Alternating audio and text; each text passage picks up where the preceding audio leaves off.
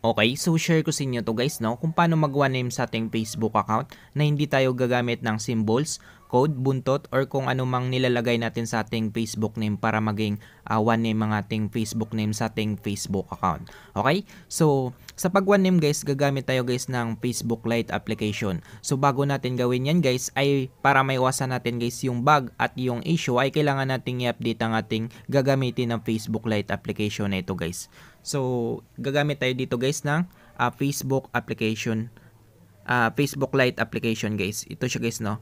So, kailangan natin ito siya guys i-update sa ating dito sa ating Play Store guys, no. Para maiwasan natin guys yung bug at yung issue guys, no, sa paggamit natin guys ng ating Facebook Lite application. Okay? So, una natin gagawin dito guys ay i-update natin dito guys sa Play Store natin guys. So, punta tayo sa ating Play Store. I-update natin guys yung Facebook Lite application natin. So, pagdating natin dito guys sa Play Store, dito sa search bar, ay search lang natin guys, no? Mag-search lang tayo dito guys ng FB Lite, yan. Yan. So, kung makita nyo guys yung Facebook Lite application ko guys, ay updated guys, no? Yung Facebook application ko guys. Ay, yung Facebook Lite ko guys. Yan. So, kung makita nyo guys, dito nakalagay open. So kapag hindi nakalagay niyan open, ay nakalagay diyan ay update, ibig sabihin guys ay kailangan i-update natin guys yung Facebook Lite application natin guys. So kita naman yung guys, no, updated guys yung Facebook Lite application ko guys, hindi siya nagpapa-update. Yan. So kung sa inyo guys nakalagay diyan update, click niyo guys yung update para ma-update niyo guys yung Facebook Lite application nyo guys. Okay? So, sunod yan guys, no? Back tayo. So, okay na tayo dito guys sa Facebook Lite application natin guys. Ay updated guys. So, sunod natin gagawin guys ay mag-download tayo guys ng VPN guys, no? VPN yung gagamitin natin guys para maging one name yung Facebook name natin sa Facebook account natin guys. So, ano bang VPN yung gagamitin natin? So, gagamit tayo dito guys ng VPN Indonesia guys. So, papakita ko sa inyo guys, no? So, VPN Indonesia. Yan. So, search lang nyo guys, no, VPN Indonesia. Tapos, hanapin natin guys yung application nila guys. Hanapin natin, ito yung guys, no, yung pinakauna guys. VPN Indonesia. Indonesian IP. Yan. So, tandaan nyo guys, no, yan yung install natin para mag-one name yung Facebook name natin sa Facebook account natin guys. Yan. So, VPN Indonesia. Indonesian IP. So, ngayon guys, i-click natin guys yung install. Install natin to guys, no. Ito yung gagamitin kasi natin guys.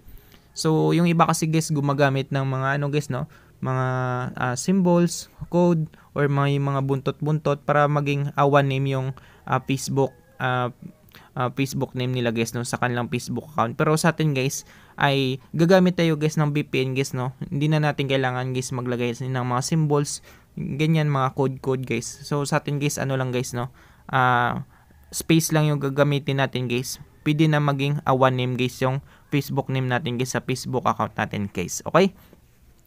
So ngayon guys, kapag okay na yan siya guys, so wait lang guys, no, back natin. Yan. Yan. So bini-verify lang guys yung security test ng application ng VPN Indonesia. So pasado naman siya guys, no. Yan. So back tayo. Yan. So back lang tayo guys, no.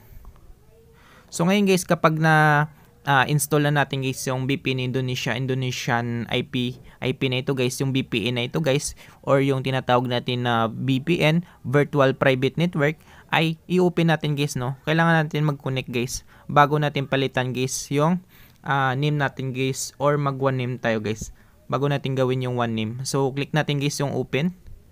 Yan. So click lang natin yung open. Yan. So wait lang natin guys, no, naglo-loading siya guys. Yan. So, nag-loading siya dito sa baba guys, no. So, wait lang natin. Yan. Yan. So, pagdating natin dito guys, ay ito yung lalabas guys, no. Pagkatapos ng loading guys, ito yung lalabas guys. So, ito yung home ng VPN guys. So, una natin dito gagawin guys, ay i-click natin ito guys, no. Ito yung Germany, or yung server nila guys. Ito muna guys, no. I-click natin ito guys, yung server na ito. Pipili tayo dito guys ng server na pagkukunikan natin guys, no. So, dito makita natin puro mga pro. So, pag mga pro yan siya guys, ibig sabihin guys, meron siyang bayad guys, no.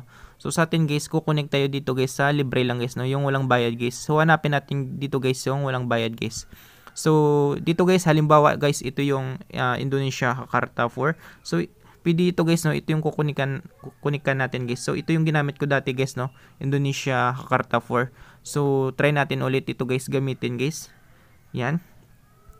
Para mag one name yung Facebook name natin. So i-click lang natin to guys, no, Indonesia Jakarta 4. Yan, click lang natin yan. So pagka-click natin yan guys, ay ito yung lalabas guys, no, nakapili na tayo dito guys ng server natin. So ngayon, ang pangalawang gawin natin ay i-click natin to guys, yung connect na ito guys. Itong bilog na ito guys. So click natin yung connect. Yan, so wait lang natin guys, no. So connecting siya guys. So dito naghingi siya ng permission. So always allow lang natin guys. So allow lang natin, papayagan natin guys, no. Yan, so hintayin lang natin maging connected to guys, no. So connecting yan siya guys. Yan, so connected na tayo guys. Kung makita nyo guys, no. Yan guys, status, connected na tayo guys. Yan, so ngayon guys, meron tayong 1 hour time left. So kailangan natin pumunta sa ating Facebook account guys, no, dito sa ating Facebook Lite. Yan.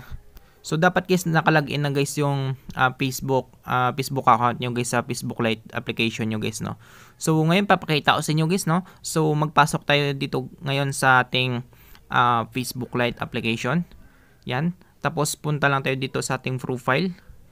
Sa profile natin ito, yan. So punta tayo dyan. Yan. So pagdating natin dito guys sa profile, so papakita ko muna sa inyo guys, no. So umaba yung name ko guys, no. So gusto ko guys ay iwan ko lang ito guys, yung Michael na ito guys. So Michael lang ilagay ko guys, no. So iwan name natin guys. So back tayo. So nakita naman yung guys, no, umaba yung name ko. So gusto ko iwan name guys. So para ma-one name natin guys, ay punta lang tayo dito guys sa 3 lines na ito guys. Yan. Yan. Tapos hanapin natin dito sa baba, scroll natin pababa, makita natin dito guys yung hanapin natin dito guys yung settings guys. Yan, so click natin settings.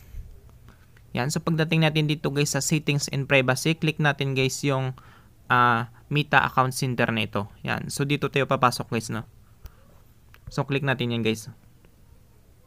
Yan, so pagka-click natin guys, ay ito yung lalabas guys, no. Pupunta natin dito guys sa account center natin guys. So ngayon guys, i-click natin guys yung profile natin guys para ma-access natin guys yung name natin guys sa Facebook guys. Yan, so wait lang natin guys, no. Yan, so pagka-click natin guys, ay ito na yung lalabas guys, no. So ngayon guys, i-click na natin ito guys, yung ito guys, yung profile natin guys. Yan, so click natin yan. So wait lang natin. Yan, kung makita naman nyo guys, no, nandito guys yung name natin at yung username natin. So ang pipiliin natin dito guys yung name natin kasi papalitan natin ng one name. Yan, so click natin yan.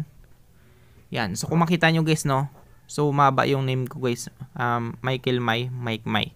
So ang gawin ko dito guys, gusto ko one name, so burahin ko lang. So sa inyo guys, kung wala nang kung wala kayong buburahin, so okay na yun guys, no. Pero sa akin guys, buburahin ko lang. Yan. So tapos dito sa last name guys, so burahin natin guys, no, para mag one name na lang guys. Yan. So kung makita nyo guys, one name na lang siya guys. Ang gagawin natin dito sa last name guys, dito sa last name ay i-backspace lang natin guys, no. Isang backspace lang guys para mag one name guys, no. So backspace natin. So papakita ko sa inyo, backspace tayo. Yan. So naka-backspace na tayo guys ng isa guys, no. So ngayon guys, gagawin natin guys, i-review change na natin guys, no. Tatry natin guys kung gagana guys. Yan. So click natin yung review change. Yan. So kung makita nyo guys, no, preview your name. Yan. So kung makita nyo guys, one name na lang guys, no. Pwede na siya guys. Pwede na nating i-one name yung Facebook account natin guys. Yan. So para ma-save nyo guys, i-click lang nyo guys yung save change guys, no. So sa akin guys, hindi ko muna siya guys guys, no. Hindi ko muna siya i-one name guys. Yan. So sa akin tuturo ko na lang muna sa inyo guys, no, kasi meron siyang 60 days guys. So kailangan ko muna guys pakita ko lang sa inyo guys, no. Yan. So ganun lang kadali guys, no, kung paano mag one name sa ating Facebook account guys, no. Kung gusto niyo yung i-one name, so sundan lang niyo yung video tutorial natin guys. Yan. So kung may mga tanong kayo guys, mag-comment na lang kayo diyan sa baba. Tapos kapag alimbawa guys, no, na-save na natin guys. So kung may tanong kayo guys kung pwede ba tanggalin yung pwede na bang install yung VPN. So pwede na guys, no, basta ma-save change na niyo guys. So pwede na niyo guys uninstall guys yung VPN natin guys. So hindi siya babalik sa dati guys, no. Permanent na yan siya guys, naka one name na yan siya guys. Okay, so ganun lang guys. Sana guys nakatulong sa inyo itong video tutorial natin guys. Okay, so maraming salamat sa panonood guys, no, and God bless sa ating lahat guys.